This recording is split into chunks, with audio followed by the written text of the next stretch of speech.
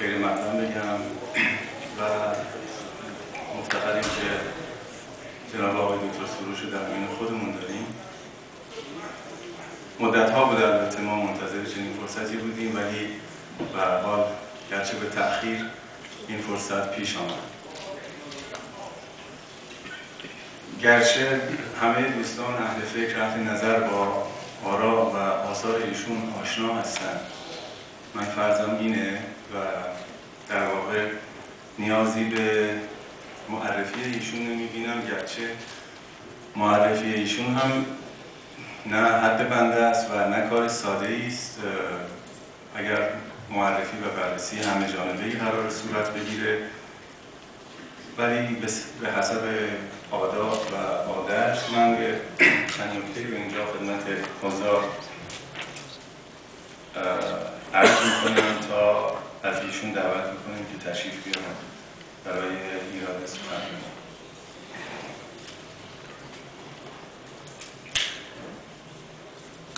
همطور که عرض کردم، آشنایی اهل فکر با ایشان به حدی هست که در این نشست مرا بی‌نیاز از این معرفی کوتاه کند، اما به رسم عادت و آداب میگویم. جناب آقای دکتر سروش را اولا و به ذات فیلسوف و متکلم می‌دانیم و صاحب دعاوی نظریات و تئوری‌های بسیار در عرصه‌های گوناگون. ایشان نویسنده‌ای پرکار و پرمحصول است تا جایی که به جرأت می‌توان گفت که گفتمان فکری و نظری و روشنفکری ما تحت تأثیر ایشان به گفتمان متفاوت و تازه‌ای تبدیل شده که حتی مخالفان فکری و نظری ایشان به ناگزیر میبایست از مفاهیم و ادبیات تولید شده توسط ایشان برای بیان دیدگاه‌های خود مدد گیرند.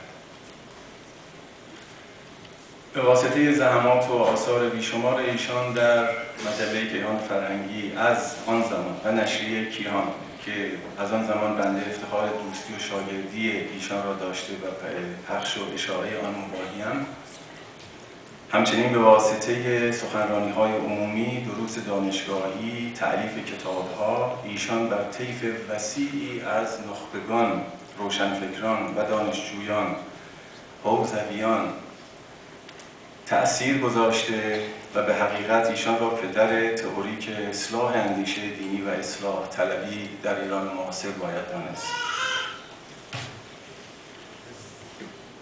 همچنین ایشان را به حق پدر فلسفه علم نیز خوانده‌اند.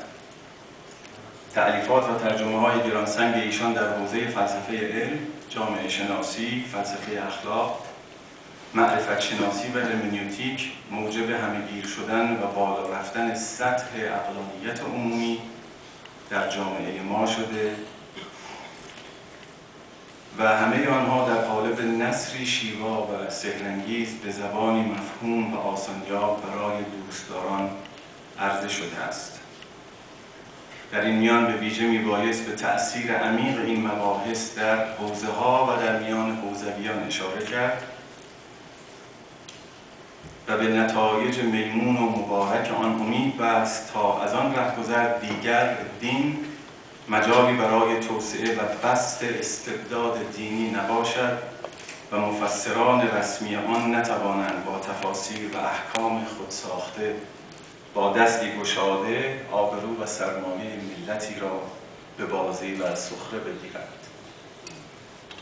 نقش بی‌بدیل ایشان در مواجهه با تفسیری رسمی و بی‌رقیب از دین توسط روحانیت و تلاش فکری بی‌امان در طرح سؤال و نوآوری و ابتکار در پاسخ بدان سؤالات و مسائل جدی نسل امروز، نسلی که از یک سو دل در گرو با پایبندی‌ها و اعتقادات دینی خود دارد و از سوی دیگر در پاسخ به آن درخور و از سوی دیگر از پاسخ درخور و شایسته و قابل دفاع آن درمانده است. گره‌گشایی‌های عالمانه و تأملات مسئولانه و محققانه ایشان شاید تنها راه نجات و جامع‌ترین راه حل آنان باشد. از اینها گذشته تعهد اخلاقی ایشان در دفاع از آزادی و حقوق انسان و مبارزه پیگیر برای برقراری مدیریت سیاسی در کشور بر مبنای حضور همه طبقات در تصمیمات خرد و کلان در خرد و کلان کشور به شیوهی دموکراتیک و شجاعت در مبارزه و چالش قدرت حاکم ستودنی است، تا آنجا که به جرأت میتوان ایشان را سیاسی ترین روشنفکر ستمستیز چند دهه اخیر در ایران معاصر دانست. توجه به میزان و حجم حملات برنامه ریزی شده از ناحیه عملی جهل و جور به ایشان ظرف سالیان سال خودگویای این حقیقت است که بیهوده سخن بدین درازی نبود و اگر نبود تأثیر عمیق این شجاعت‌ها و شجاعت بخشی‌ها، چه نیازی به این همه حطاکی‌ها و دروغ پراکنی‌ها و تهمت‌ها، آن هم برنامه ریزی شده و به حساب.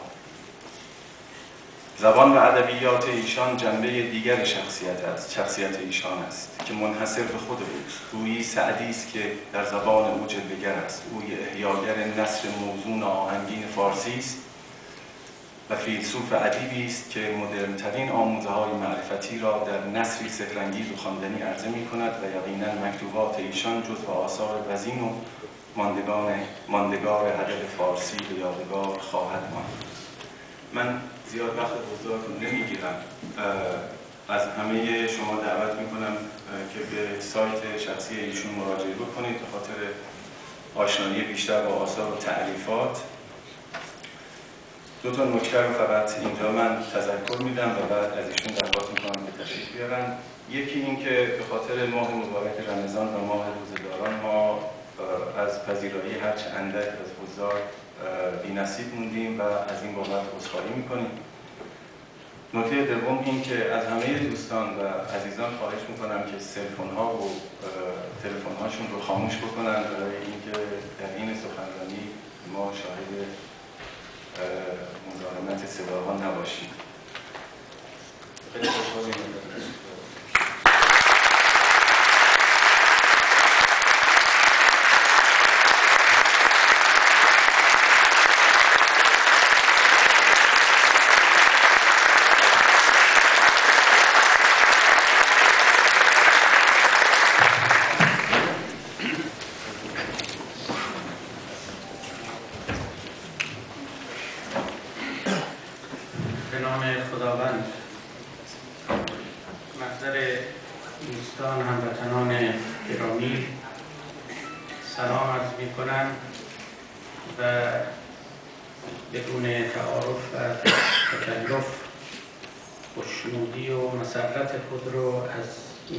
کامیاب شدم در محضر شما حضور بیابم ابراز میکنم.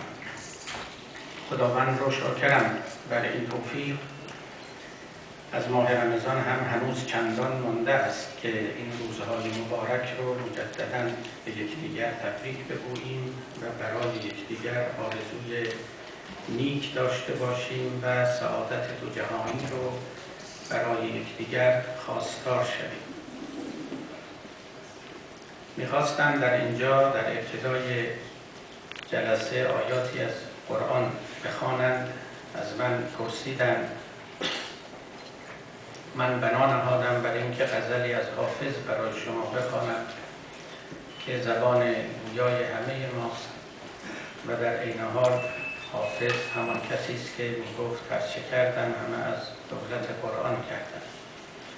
بزرگان ما مولوی، سعدی، حافظ در مکتب قرآن مولوی و سعدی و حافظ شدند و اگر در سخنانشان حکمتی هست، جاذبه‌ای و سحری هست و از برای 600 سال و 700 سال همچنان تارهای دل ما را به لرزه در می‌آورد، به خاطر اون رائحه وحیانی است که استشمام کرده بودند و در کلام خود به ودیعت نهادند و ما اینک وارثان آنیم و از آنها بهره می‌جوییم. پس سخن را با غزل حافظ آغاز می‌کنم که بی مناسبت با بحث امروز ما هم نیست و آنگاه در باب نقشه کلان فرهنگی ایران معاصر با شما سخن خواهم گفت.